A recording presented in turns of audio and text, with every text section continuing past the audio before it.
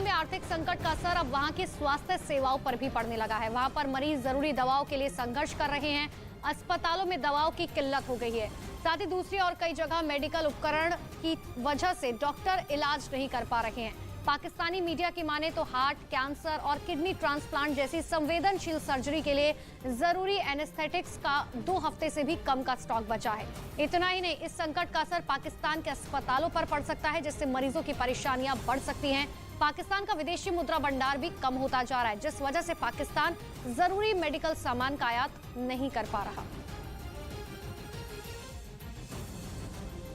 America के Los Angeles में भारी बर्फबारी हो रही है, जिससे लोगों की मुसीबत बढ़ गई। अमेरिका के एक बड़े हिस्से में भारी बर्फबारी और बर्फीली हवाओं ने लोगों को जमा कर रख दिया है। ड्रोन से ली गई ये तस्वीरें लॉस एंजलिस की हैं, जहां कुदरत ने जमकर कहर बरपा रखा है। जहां देखिए तबाही तबाही नजर आ रही है। बर्फ से ढके खेल के मैदान और पहाड़, बर्फ से ढकी सड़क, सड़क पर चलती कार। इतना ही नहीं, बर्फ से पहाड़ों से घिरी झील भी जम गई है। जहाँ देखो वहाँ बर्फ ही बर्फ। सर्दी ऐसी की जो इंसान का खून तक जमा दे। तस्वीरों में हर तरफ बर्फ ही बर्फ नजर आ रही है। पहाड़ से लेकर सड़क तक, घर से लेकर गाड़ी तक, हर जगह बर्फीले तूफान का असर देखने को मिल रहा है।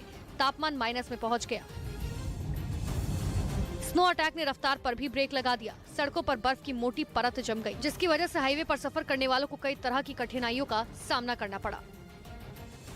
उधर उत्तराखंड के बद्रीनाथ में भी जमकर बर्फबारी हुई। लगातार हो रही बर्फबारी से कई इलाकों में तापमान माइनस में पहुंच गया, जिसकी वजह से वहां ठंड बढ़ गई। वहां से सामने आई तस्वीरों में चारों तरफ बर्फ ही बर्फ नजर आई, जिसमें मकान की छत और सड़कों पर कई इंच मोटी बर्फ की चादर जम गई। यही नहीं, बद्रीनाथ धाम में हो रही बर्फबारी से धाम का इलाका भी बर्फ से ढका हुआ दिखाई दिया।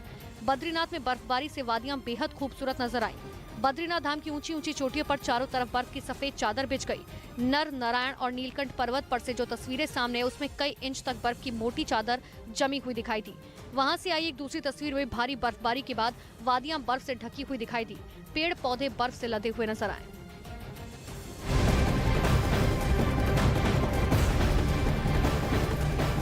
राजस्थान के भरतपुर से अपहरण कर हरियाणा के भिवानी में मारपीट कर 2 युवकों को गाड़ी में जलाकर मारने के मामले में शवों की पहचान की गई। दोनों शव नासिर और जुनैद के ही थे। जुनैद और नासिर की डीएनए रिपोर्ट में इस बात का खुलासा हुआ है। अब ये साफ हो गया है कि इन दोनों को अपहरण कर इनको मार दिया गया था। इस मामले में पुलिस ने रिंकू सैनी को गिरफ्तार किया। बाकी 8 लोगों की पहचान की गई है जो हरियाणा के हैं। तो भरतपुर से अपहरण कर हरियाणा लाया गया था। हालांकि डीएनए रिपोर्ट भी मैच हो गई है। पुलिस ने 8 आरोपियों की फिलहाल पहचान कर ली है और भी लोगों से पूछताछ लगातार की जा रही है। राजस्थान के भरतपुर से ये बड़ी खबर इस वक्त की आपको बता रहे हैं। डीएनए रिपोर्ट में ये बड़ा खुलासा हुआ है।